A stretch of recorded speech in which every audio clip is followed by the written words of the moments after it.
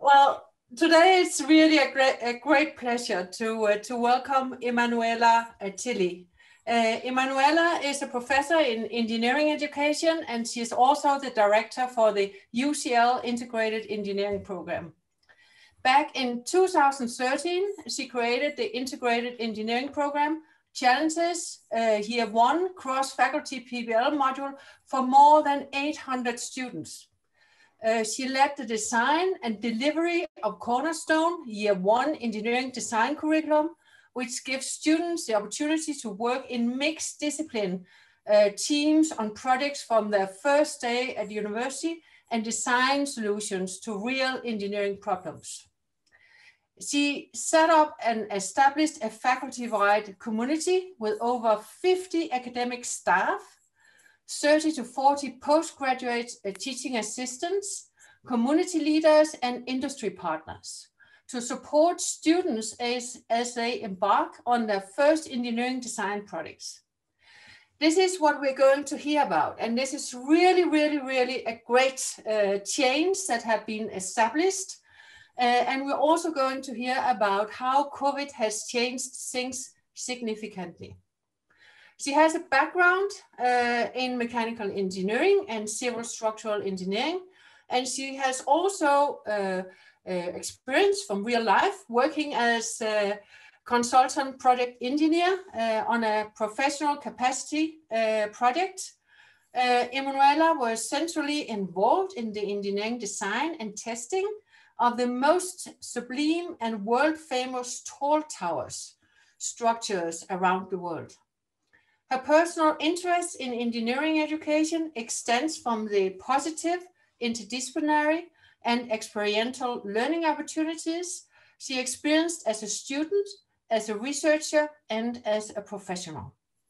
And in 2019, she was awarded a principal fellowship of the Higher Education Academy. So please, Tilley, the floor is yours. We are looking forward to hear about your experiences. Thank you very much, Annette. That was a really wonderful opening. I am going to share my screen now very quickly, and I hope you can see it. Okay, so I think you can see it. So I hope you're sitting comfortably. I kind of want to tell a little bit of a story with the details that I think would be interesting about the IEP. So I framed it through the evolution of the IEP because we have really gone through a number of significant stages to kind of see where we are now. So let's start where I think we should begin, which was in 2013, and I was hired at UCL. But I think actually maybe it's not really all about me. So we'll go back a little bit to 2012 when actually it all set out. The IEP came about because, and you will have seen this in the MIT report, when our faculty dean had done a bit of a sketch to envision the future of all of the existing engineering programs. And needless to say, there was a lot of people that were not really on side with how he thought the future looked for those programs. So he really wanted to make them come together and perhaps look very different to what they already were. And so also, I think in his vision, there was a little bit of trying to really take on the skills gap that's been reported earlier by both the Confederation of British Industry as well as the Royal Academy of Engineers, that really said that universities must do more to teach skills, and really that it shouldn't just be an add-on, that this should be a central part of their learning in engineering education. So John Mitchell, a senior lecturer at that time, took the bait and he led the creation of what we call the program right now, effectively. And so he pulled together a number of people across the departments to really try and redefine what education was at UCL. And it all stemmed from including more interdisciplinary learning. And we really wanted to bring in some, innovative and very different pedagogies that actually, really were not very, didn't exist really very much in the way that it does now. So project-based learning was brought in, team-based learning, much more than it had been before, experiential learning, a real focus on authentic and workplace learning. And this was helped by bringing collaborators, industrial partners in, not just in the later years, but in the early years. Skills-based learning, so really actually spending time for students and their employability. And then because we are UCL, and actually research and inquiry-based learning is something that we champion. The other thing I think has come about when they did that work to really kind of understand how to revamp our education, revealing creativity with engineering was also a real driver. There was a student here that John had met that actually said she chose not to come into engineering because she didn't believe it was a creative subject. And she told that she instead went to the Basque program that Carl spoke about earlier in the week, which was that liberal arts program in another faculty on campus. So the curriculum development moved on, and John really brought in some enthusiasts and educational leaders in the departments to come together to form a faculty management committee. And from that, a framework of activities and structured curriculum was set out. And so that structure, I'm sure some of you have seen this before. Oops, sorry, before, but at UCL, our students come into their program and apply to one of the engineering programs that are in those silos. And each one of them effectively is a department under the faculty, and they're very autonomous. And then the IEP cut across all of those programs to establish some key things. The first being those blue elements, which are the Pbl elements. So engineering challenges was a full module in the first year. Scenarios carry on from that, and how to change the world was the capstone at the end of that. We put in design and professional skills as a module alongside other core modules, and that continues on in the second year with that green bar. And then mathematical modeling and analysis really changed the way we taught maths in the faculty, because before the IEP, maths was taught by the maths department. So it was really quite different in terms of its delivery and the student experience. The other thing that we are known for now, particularly with the students, is the IEP minor. And so our students are allowed to, everyone takes a minor, and it often is very different and complements their core degree. And that was something, and those are interdisciplinary, that's something that we are actually really known for and why students come to UCL. So after all that was really set out, then John and the team hired 3 teaching fellows, one of them being me and 2 others. And we each had a very different background, very different to perhaps the staff that were already there. I came from industry. Another teaching fellow came with more of a communications background, but had been in HE for a long time. And then there's also Dr. Pbl Elements, who's here. He was the lead of the maths and had quite a lot of higher education background as well. So we were very teaching focused, and perhaps came from different parts than normal regular staff. And so whilst we were trying to create the significant parts in the first year, there were other things that we started really kind of bringing together. And one of those things was a definition that the faculty could really kind of relate to when it comes to what we believe engineering is. And this definition really helps us to understand the key parts of the IEP that added to the degrees that already existed. And that was creativity through understanding that art was an influence, practice, which meant that students really need to take on more projects and more authentic learning instead of the lectures and the labs that were there. Of course, they changed the physical world, but really we wanted to bring in people and the impact on people, and how engineering, does have a big say in that. And this definition helped us do that. The other thing was we decided that the new elements would bring engineering into context for the students. We know our students understand the principles of science. They were already understand that sustainable design and sustainable engineering solutions were a requirement, but really on the left side of the screen, that's what we started introducing from the first year was, their engineering work had to take into consideration certain risks, ethical implications, social implications, environmental implications, and financial impacts. And that was, I think, something that really set our students out of their comfort zone, particularly because we asked them to do this from their first term. And so we did that really through embedding a core, I suppose, structure to their authentic learning in their projects, which we would call the engineering design process. So there are lots of design processes out there, some simple and some complicated. We kind of reconfigured some things that were existing and really made it such that what we wanted to highlight to the students was, yes, there's a process.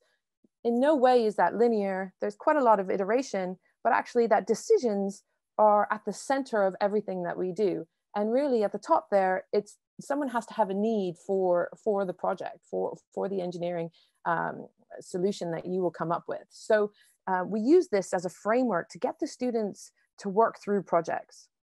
So if I move on to 2014, that was the year after I got hired, which was explicitly to put in those projects. That was my role. And so in 2014, the students participated in the modules. It was real. Students were there September 2014. And what came to life were the engineering challenges, design and professional skills, which included our scenarios, and mathematical modeling and analysis, which was in the first year. So this implementation stage, and then which moved on to establishment, was really what took over. And so if I set through just very quickly those three elements, the engineering challenges was set into two problems or two projects. They were both interdisciplinary when we first started out. So students from all across those departments came together in classrooms to take on some real projects. And each time the project was associated with something, quite authentic. In the first challenge, there was an industrial community partner, this one being a group in Peru trying to put renewable energy systems into communities that had absolutely no energy systems at all, or lighting systems. And the second, trying to bring the students to come into a project that is interdisciplinary. Ooh, spelling error right there. But they would come in as they're in their own engineering discipline. So we would group together biochemical engineers, biomedical engineers, and chemical engineers. Here, the project is to create the manufacturing process for a bioreactor to create a vaccine. And the vaccine was for tuberculosis. That was the focus in the first year. And so that group of students created a prototype of the vaccine, very much aligned to what their disciplines would do. The mechanical engineers and the civil engineers work on the water systems and the power systems that the manufacturing plant would need. And the electrical students and the computer science students worked on the control systems for the bioreactor. That project remains today, but it's very different than the way we set it out. The one that didn't survive was Challenge 1. Challenge 1 didn't survive as an interdisciplinary project because our students fundamentally came into engineering knowing which discipline they wanted to study. And so we gave the opportunity of the first challenge, or the first 5 weeks of the students being with us, to really focus on exploring their own discipline. And so each department gives them a project to really kind of introduce them to the discipline, and as well as the research and the work that goes on in their departments. But nothing changed in terms of the learning and even in the assessment. The backbone of those two projects is really to work through that process so that after the first year and when they continue on in their projects, they're really trying to kind of hone their craft in getting through and coming up with some solutions in a methodical way. So the first challenge was really all about trying to understand what the problem was, who had the problem, trying to pull together what an engineering brief was, requirement collection, and come up with some ideas. And that was the end of the project. They would actually just justify what idea was the best idea for them. And so challenge 2 moved on to be more practical, hands-on, so that we actually were a lot tighter in the need and brief. So we gave them a little bit more, something more specific, and they spent most of their time in that orange zone, which is that conceiving, testing, and prototyping and modeling. Again, at every stage where, the decision-making is something that we really try to help support the students in. So that's the challenges. The course that sat beside that was design and professional skills. And we thought, PBL really doesn't work very well on its own if, we don't actually teach them some of the skills that they need to get through some of the team-based project or the design-based project. And so we took some lead on, you know, some of the skills that we know, you know, are needed and have been reported by the World Economic Forum report year on year. You know, there's not a lot of change there, but we do explicitly take the time to teach critical thinking and methods in critical thinking, creative thinking, team working, and project management, people management, problem solving, decision making. Those are some of the skills that we actually take the time and we learn some of the social theories around them too. But we also teach them ethics. We give them time to consider some ethical scenarios, technical writing, professional conduct, risk, safety, data visualization, and research and skills. So this course is taught in the first term alongside the project course, which is the challenges. But in the next term following, they carry on with their projects, and now they're what we call scenarios. And these are quite unique to the IEP in that when we teach in the second term, we have effectively a 4-week traditional teaching model where the students go to all 4 courses. They only have 4 courses in a term. They go to all 4 of those. And then the 5th week is a project that blends and blurs the lines between those courses. So the project will touch on learning that's happening within those courses. So they're discipline specific. They're 1-week scenarios whereby we took out the traditional lectures and labs for 1 week and we put in these Pbl elements.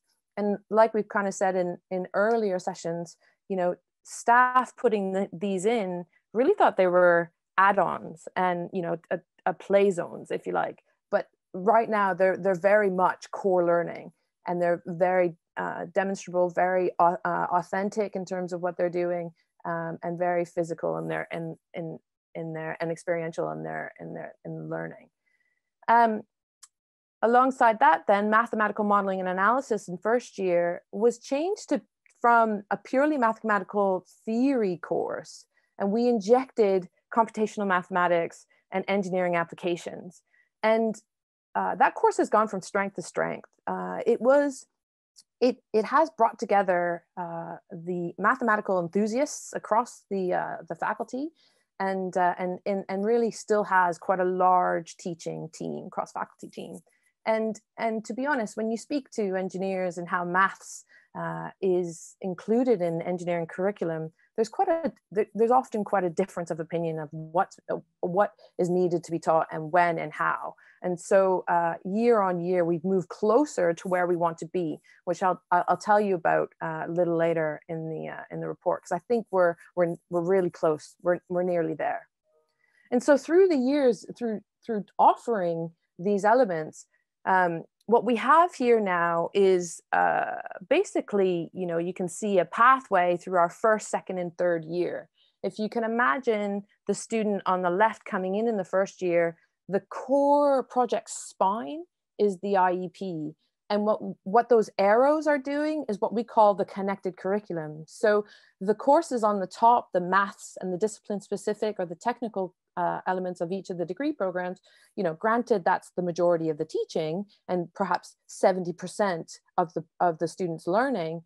The design and professional skills comes from the IEP too, but the focus here is the arrows. It's the what are they learning in their modules that are then put into practice in what we call the project spine. So the challenges in the first term of year 1, scenario 1 and scenario 2, those 2-week challenges or projects in term 2 of year 1. There are 4 scenarios in year 2, 2 in term 1, 2 in term 2. And then our term 3 which is often an examination period, and that's why there aren't any classes there. That is our 2-week intensive final project. And then much like every engineering degree program here in the UK, there is the year 3 project that is you know, necessary for accreditation. So we believe our students are much more prepared for their year 3 projects because of the experience that they have through our project spine. And so just moving on with what happened in those years, we had significant and what I call in situ training of teaching staff. I was brought in, you know, I created quite a lot of the materials, handed it over to those staff that were going to be in the classroom because I couldn't be there, you know, Abel couldn't be there the whole time. We had a lot of teaching notes, we had weekly meetings, and the training happened in situ. It didn't happen before or after. It happened as and when. And I think that was the right way to go because, you know, staff taking staff time beforehand was really difficult to actually get them to commit, but also a lot of the ideas and the vision that we had for the IEP was in our minds, and it was really difficult for them to be as enthused as we were. So management of those cross-faculty teams happened quite a lot, and there was a large part of our jobs, the teaching fellows, in the first couple of years. And then students choose and enroll in their interdisciplinary minor from their year 2 and finish in year 3. So the minors, which, to be honest, this is what we're known for now. Students in the UK really, you know, look to us or consider us as an offering because of these. So the students choose their degree, but they also have an opportunity to choose a minor that is industry or research aligned, or it's a complementary study. So students can, you know, go further in their understanding in their own discipline. Computer scientists can work on intelligent systems, which is effectively our AI course. But also, you know, chemical engineering students can too. So it is quite a lovely offering. And like I said, we're known for that now. And then how to change the world. It grows from strength to strength. Initially, it was piloted 2 years before the students officially took it at the end of their second year. And now it's a prominent element of the IEP. So our How to Change the World is effectively a 2-week intensive project and scenario, but it's a socially driven project. It has all of our students in second year come together, even our students in management. When I say all, I always exclude at least 100 students that are in small, very discrete, discretely designed programs that are not part of the IEP. But this one particularly brings in our management students, and the students come together in teams with all disciplines represented to take on these challenges. And it's aligned with the UN SDGs. So students now actually embrace this change, that they're taking on a project that isn't an engineering project. We ask them to take on a social project and come up with technically robust engineering solutions.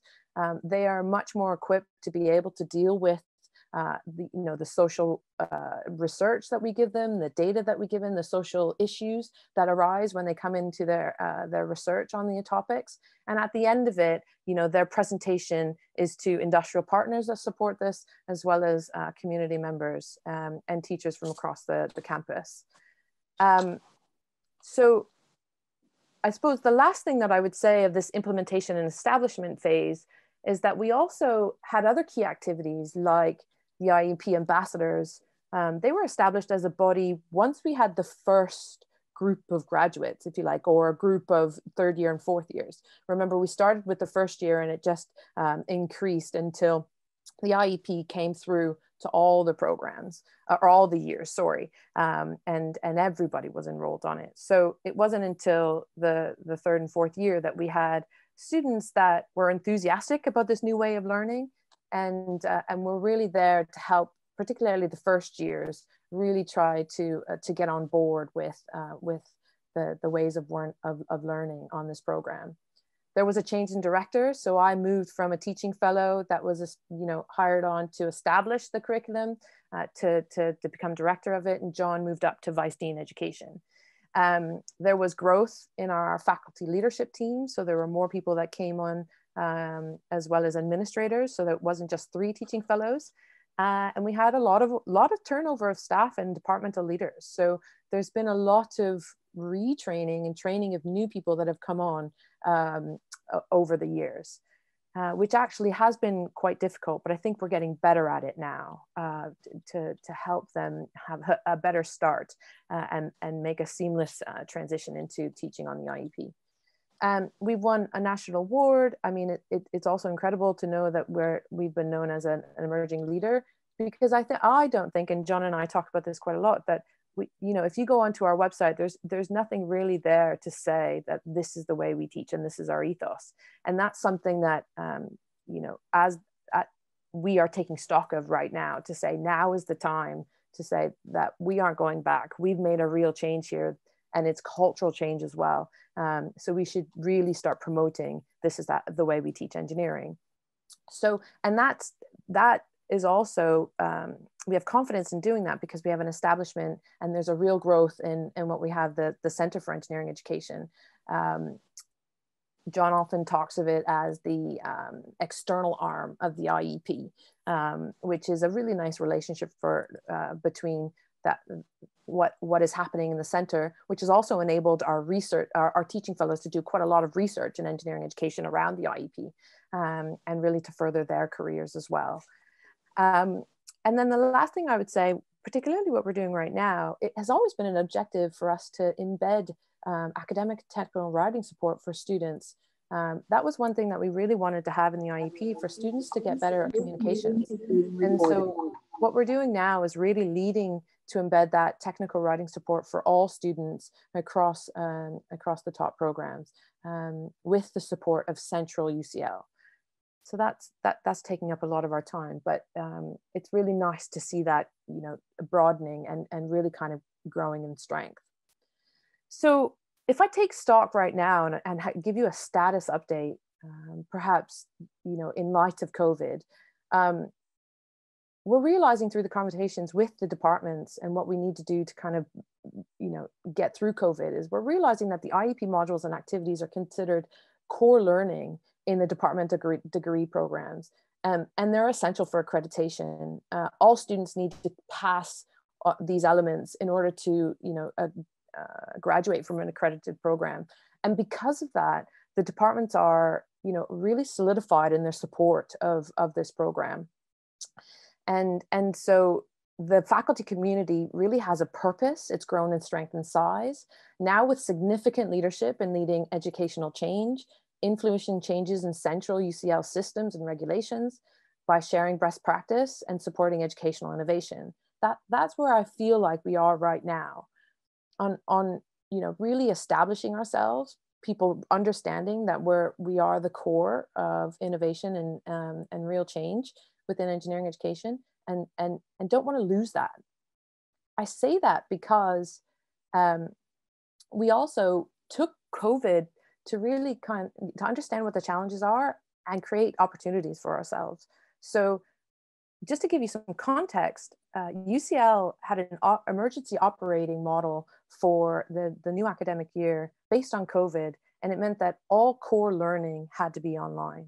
There were no face-to-face online on-campus teaching for our IEP modules and activities.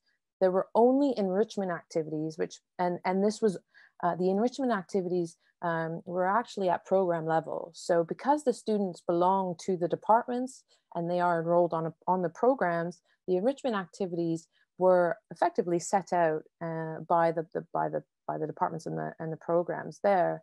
And so our IEP modules, which kind of sit in that gray zone in the faculty, we didn't have any face-to-face. So all of those modules went online. And so not only that, but we had a surge of student intake. So we had about a 40% increase, and that's not evenly distributed across the department. So for instance, electrical engineering went from 140 students to near 260 students. Similarly with mechanical engineering, closer to 300 for them. Whereas, biomedical engineering went from 45 students to 60 students. So there was a disparity in terms of the strain of the surge in students on different departments, which we really had to bear in mind. So I suppose just quickly to say, how we took on these challenges and made opportunities. We knew the challenges module, which was the Pbl module, we knew it would be difficult for students in first year coming into UCL with the numbers we had in that class. We were always hovering around 800 students, 850, and we're now up to about 1100. And so we knew that surge. We didn't have any additional capacity in staff. And so team-based challenges was something that we were worried about the students really engaging and getting on board online in their first weeks. So we changed the first 2 weeks and 3 weeks into an individual coursework, and it was peer marked. And we really wanted that to kind of establish, you know, the students in their department and amongst their peers. And then the challenge too became longer. It took up 8 weeks of our 10 weeks of teaching.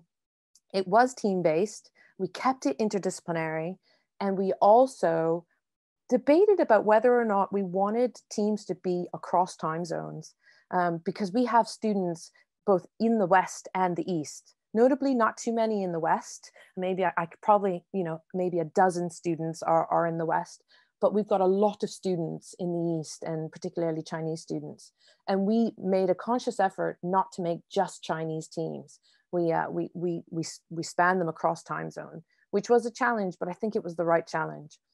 And so we extended the length of the team-based project by 3 weeks. And we also took out the non-technical contextual element of the project. We took it out of the technical project, so they consider things like risk, reputation, ethics, all of these contextual elements via an essay and an individual consideration, as opposed to in their technical report, which I think actually students quite like doing that a little bit more individually. I think the staff also like not having to kind of muddle it into the technical report.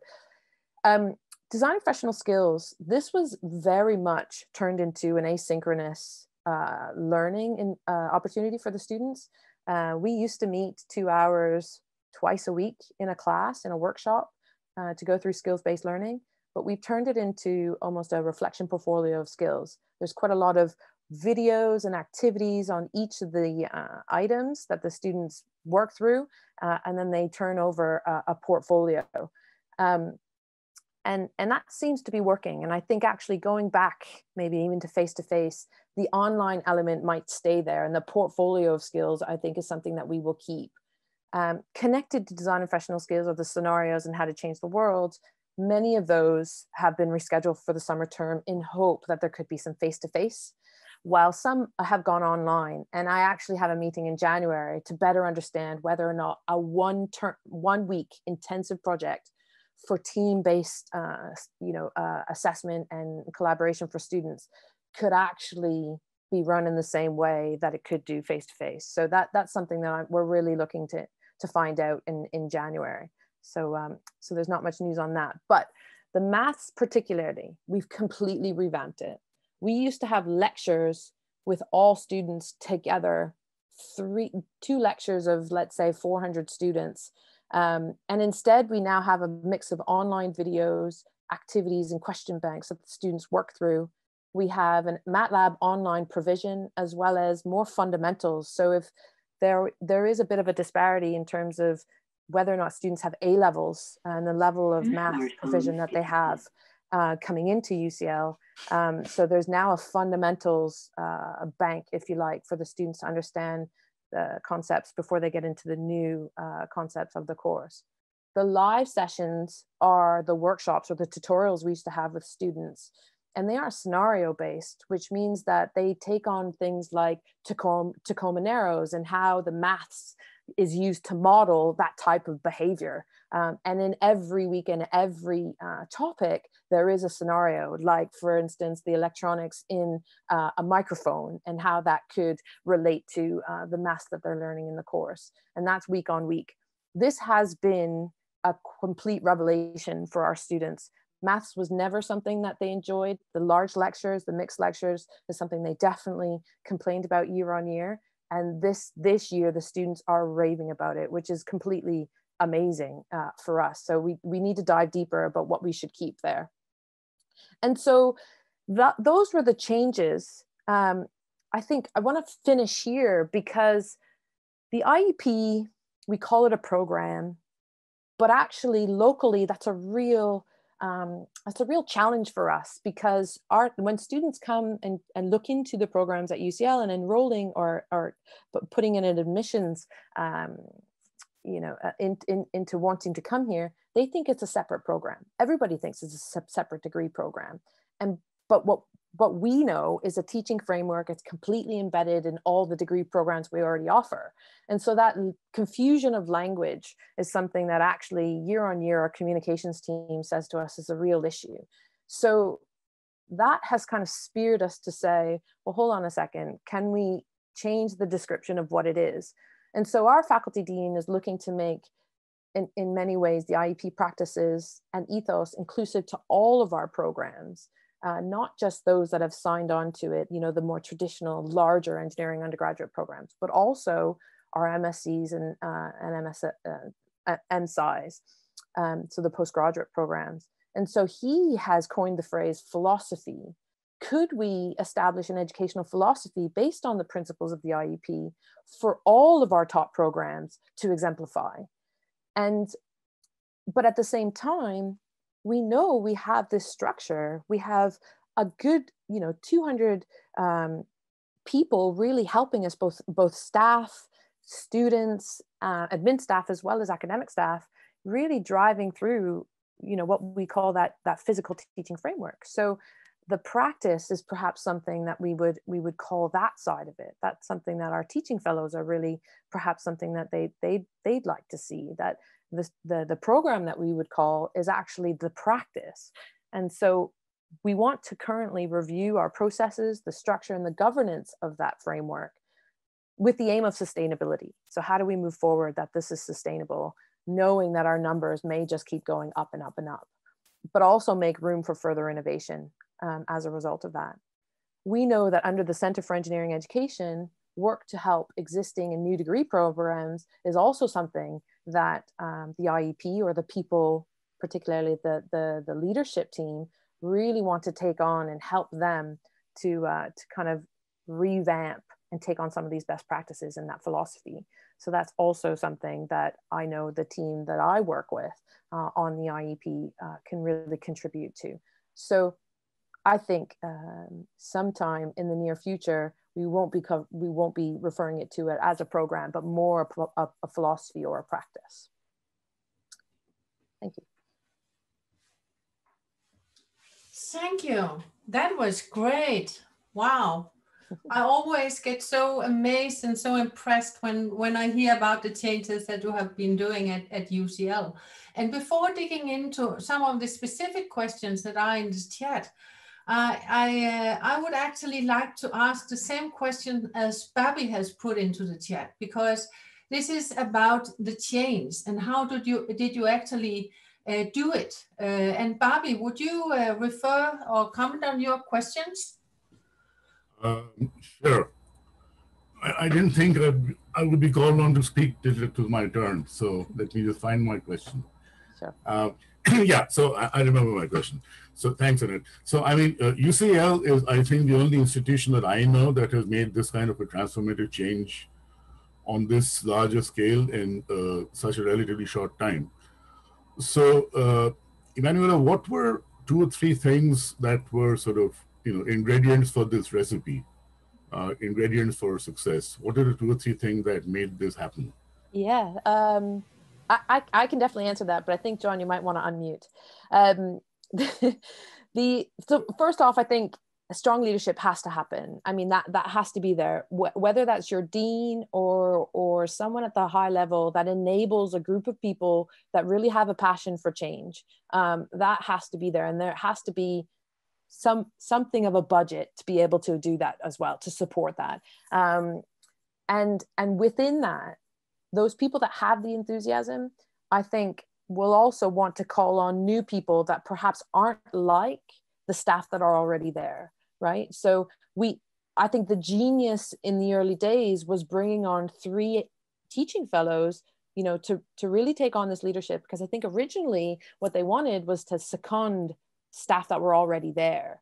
And I think the right move was to bring individuals in that weren't academic staff, that had a remit to really build new curriculum and had a background that really allowed that to happen. I mean, I was 7 years a consulting engineer working in that gray space with, architects and building teams. And so I was brought in to help academics in the departments create projects.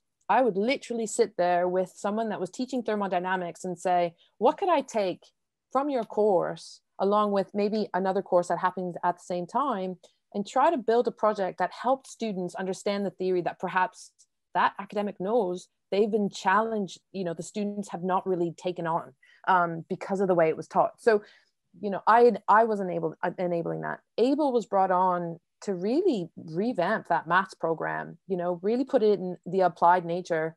And he was speared on by some core strength in leadership to say, you know, there's a lot of naysayers, but keep going, go to the appliedness. And design and professional skills, I mean, that was hard. That was hard putting that in, helping people, getting people to understand that you have to teach these things, not just have the students practice them. Making space for that was, I think, was really, really difficult. And someone that was brought in was not an engineer at all, but a communicator. She's a scientific journalist, if you like. So her approach was really quite different. I mean, she brought in staff from all the departments to kind of realize what would actually happen in the classrooms, which was also important, because all three of us couldn't do our job unless we brought in the people from the departments that were going to teach it and influence it. What we realized then was what you start with is not what you're going to finish with, particularly when other people start adapting to it. So we taught the skills in abstract, you know, critical thinking. What is it in abstract?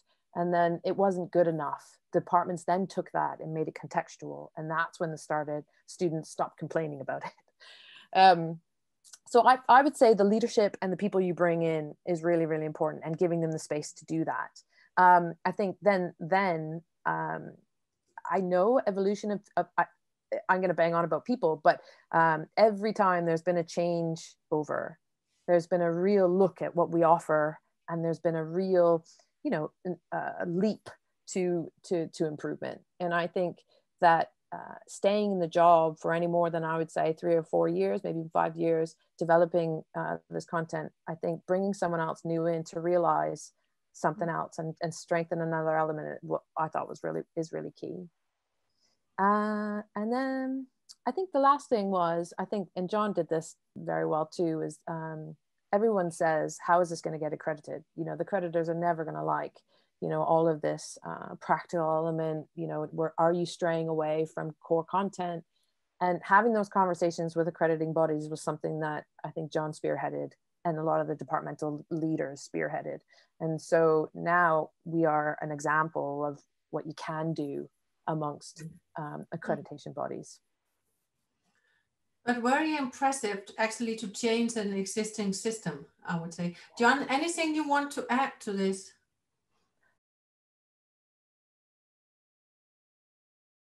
I think the last thing too is take the opportunity to bring the students in. That's the one thing I'll credit myself with, is that when I came on as director, I had the opportunity to bring in the students, because we now had 3rd and 4th years. So sorry, John, I just I leapt over on that. But that was I'd bring the students in as soon as you can, because they have a valid voice. I would agree. I think that's where the big shift has come, bringing the students in. Yeah, John froze, at least on my screen. Sean, you have a question in the chat. Can you elaborate on that? Yeah, absolutely. And wonderful presentation, Emanuela. It sounds like such an outstanding program.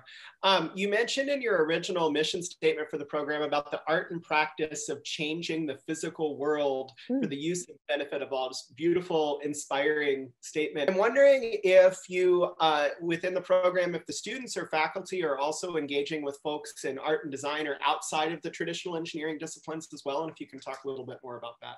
No, I wish we could bring in the arts and humanities more into the program. We haven't gone there. I think what we took on in that definition was really trying to make the students realize that there's creativity in engineering, and that creative thinking is the core of what we do. I remember I gave one of the opening lectures to all of the students in the first year. It was 800 students. We were in a hall somewhere outside of the university, because we just didn't have a lecture theater big enough for them. And one of the things I banged on about was, do you think engineering is a creative subject? And there weren't that many hands that went up. And I think what the students have really helped us realize is where the creativity comes in, and that understanding of the design process was also something, you know, and our industrials partners really aligned with. You know, they said, oh, if you're going to do a scenario, you know, more on prototyping, I can come in and help you with that. Or if you're going to do more of the scenario on, you know, idea generation, or then I can, you know, I'll bring a different group in for that. So I think the art part of it was more about realizing the creativity than it really was about bringing the arts discipline in. If we had a blank slate and perhaps a canvas for a new program, I think that would be there from the beginning. Yeah. Thank you. Thank you. John, you also have a question in the chat. Yes, hi. Thank you so Hi. much for your talk. It was an incredible, I've heard about UCL's work, but got a much closer look today, and I'm very grateful for that. So thank you. You mentioned models of critical thinking and decision-making. This is actually, engineering decision-making is actually a focal point of discussion in my department currently, especially with the computational changes that are coming within the next decade. So I'm curious, you know, which models of critical thinking and decision-making did you use? How do you integrate that into how you teach? And then is it, you know, do you explicitly say this to the students that, you know, we have these models and this is how it's going to show up in the curriculum? Or is it so kind of deeply integrated that they just think this is the way of engineering? It's probably more the latter. But in the first year, we do use very basic tools like pairwise comparison and decision matrices, and we align that with, particularly with the decision matrices and the design criteria or the requirements that they need to pull in for their project, right? So I think that's a really hard thing for them to do, is to collate requirements. Everybody thinks it's a you know, common sense. You know, you can't make this that big, or it has to be small in size or weight or whatever it is. But when you have to start deciding which of those requirements is going to take precedence over, that's really where they hone their skills in making decisions. I think also the communication that's involved with making decisions is also something that we explicitly say you should be sharing and talking about your decisions, not just making them individually without sharing those ideas. So I think it comes from very easy principles in the first year, but when we assess the students, often it's, why did you make that decision? How did you make that decision? And that's part of the assessment in many ways, right? It's because we know the projects and the solutions are not all going to be the same, but we want them to almost technically argue, because that's the other thing. As soon as they make decisions, they have to validate that with evidence, right? So it's all evidence-based decision-making. And what aligns with that is how we teach technical writing, which is really all about getting them to write a technical argument. And there's a structure to a technical argument. So if they get proficient in technical argument, then that feeds into their decision making. So those are, I would say, the two biggest tools when it comes to decision making.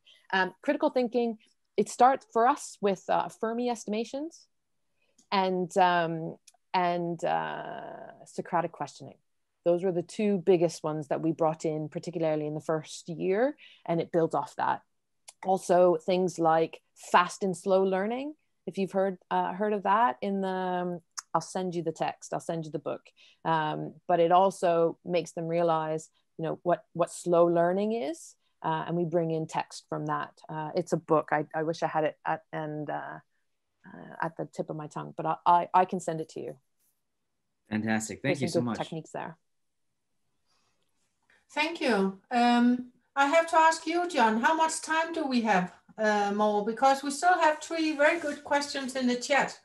Do we have time for that? Yep, certainly. I think if we can finish Ron, just before the hour, that would be great. Yeah, good. Ron, would you take over from here and ask your question? Thank you, Annette. Great job, Emanuela. I'm very impressed, just like Bobby is, at the scope of your whole change. My question has to do more with the math, and I actually asked it before your slide that elucidated a little bit more.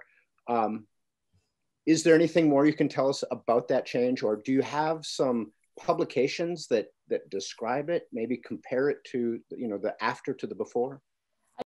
We do have some publications, and that's something that I don't know if Abel is here, but I might actually get him to task to send it to John, to this group. There are some publications on it. I think, and actually, to be honest, that is not my strength in this, so it probably is something that Abel could speak to. But I think with the before and after was really, firstly, we put MATLAB into the curriculum, and that was taught from the first day. So it was really important that students were able to do numerical mathematics via software and computation. So we've taught the way we teach numerical computation in that way. And then in terms of, what we've done for our students, we had to put a lot of fundamentals in as well, because not everybody has the same A levels. And the scenarios base now has gone one bit further, where it's not just textbook questions after textbook questions after textbook question. It's, we've got a microphone here. What are the mathematics that you need to understand how it performs? We've got the Tacoma-Narrows Bridge here. Those are the two examples I know the most of, to understand what's the mathematics around vibrations. And the thing is that all disciplines use the vibration equations. They're just, the language around them and the application of them are a little bit different. So we realize those sorts of things so that the students understand how the different disciplines perhaps would use them. The one thing I think from the beginning, when we put contextual questions in, so like a beam question, for instance, for all students, even in electrical engineering, even though the maths is the same underneath it, there was that complaint. They get a little bit lost in the discipline specific context before, catching on to what's the mathematic used to solve this. And we've worked really hard through a lot more in the tutorials for them to realize the discipline connection to the mathematics. But we're not just teaching electronic engineers electrical applications with mathematics. It's across the board. And there is a little bit of pushback with the students on that, but we think it's quite a valid learning experience. But I will send you more, Ron, I promise. Okay, thank you. Birgitte, you have a question in relation to the companies. Yes, thank you for a very interesting presentation. I can just tell you that we have done something similar also at Aalborg University regarding the maths during the last years, trying to also have examples from the different areas included in the maths. We call it Maths 2.0, but that was not my question. My question is regarding your actually simplification and your projects. Is that done together with the companies, and which kind of companies? Because you were talking about worldwide interaction between students that you have both in the UK and in Asia. So is it worldwide companies, or it's small local companies that you are doing the projects together with, like the one that you showed?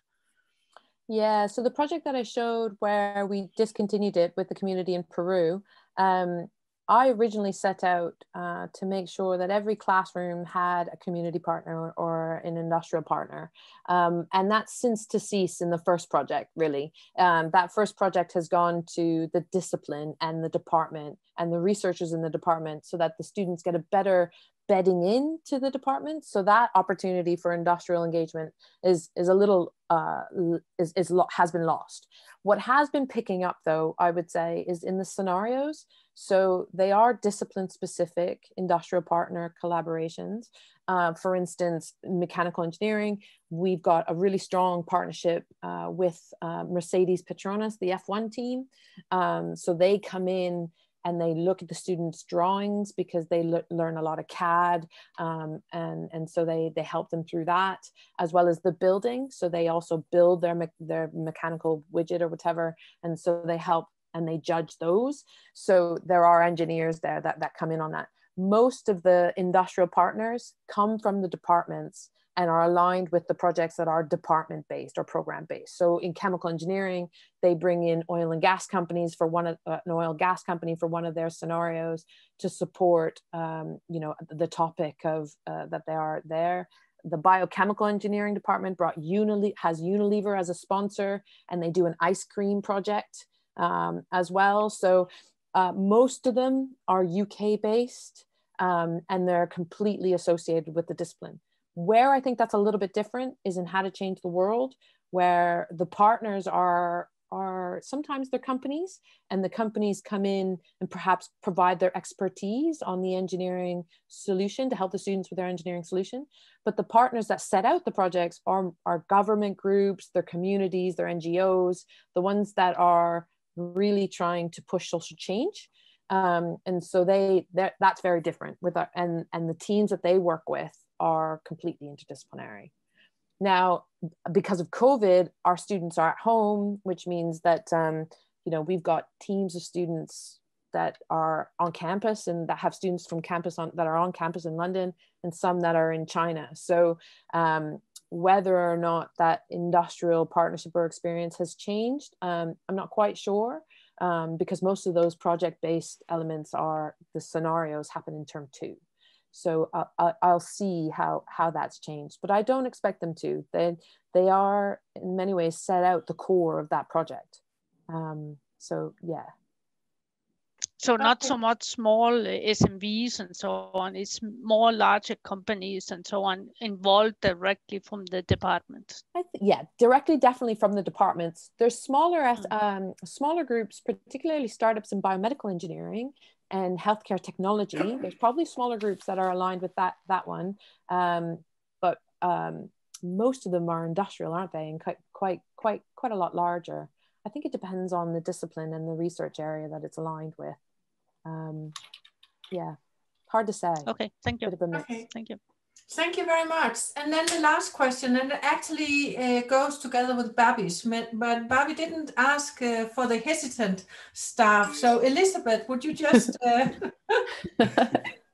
Certainly. So my question, first of all, thank you so much. This is really encouraging. It makes me want to like go and be a student again. So my question is regarding faculty and just like that culture surrounding the cultural change of kind of getting the faculty on board with this change process, you know, just hearing your insights. What did you experience with that? Did you have some that were a little more hesitant, and how did you kind of help them along in the process? Okay. Well, I think what I should really, what I should really set out, and John and I talk about this all the time, is that I think you can look at your faculty and the staff that are in your faculty and kind of categorize them. Those that are going to be on board and the enthusiasts and want to help with the change, right? There is going to be a passionate group of people that want to do this. And those are the people that you have to enable. Those are the people that you want to give the work to and give them time and space to be able to do that, whether in the gray zone at the faculty level or in their own departments. And that's the best thing about the IEP, is that there's probably 1 or 2 of them in the departments, but because we can come together, you know, they have greater strength and greater maybe authority or clout, right? There are those that are okay with it, but perhaps don't really want to get involved, but they understand it. There were a lot of those people that had to be on the teaching teams, and many of them, I think we had to really kind of hold their hands in a lot of the cases, like I said, of that in-situ training. In the first 2 years, I had a lot of staff that were going to give it a go, but had never done facilitation of PBL. They were lecturers. And so, you know, my proudest moments are those academics that are actually still doing it and really raving about a new way of teaching. Because there are certainly a handful of those, and they are leading the next generation in their departments. And then there's I don't know, how big is it? A quarter, John? Maybe a quarter of your staff, particularly those for us in the 3rd and 4th years that have been teaching those advanced modules for the longest time and want they want no part in this change, right? No part in this revamp. I think this is the thing that Nigel and John, particularly in their leadership, really want to kind of tackle with the philosophy, because although we didn't really impact them in any way, they were allowed to keep their core module in their department and teach it as they teach. I mean, COVID's thrown that out the window. So now is the time to really kind of, you know, get on them and make sure that their teaching goes from strength to strength, right? But also, the students in their 3rd and 4th year class are not the same students as before the IEP. They are a very different student, and you can see in the student satisfaction and the feedback from the students that there is a disconnect between the experience that they have in the first 2 years, and then the third and fourth year. And so now we have to work with those departments to kind of move on. And I think that's where the philosophy comes in, because the IEP has a good hold on the first 2 years, and then we kind of leave them to the department. And many of those academics weren't part of the evolution or this revolution, if you like. And I think now, but they're different students and they're demanding different things. So I think now is the time to really kind of bring them on board, even if it means small changes. Yeah. Yes. Thank you very much. This was really great. I think we should give her an applause. Thank you. And then over to you, John.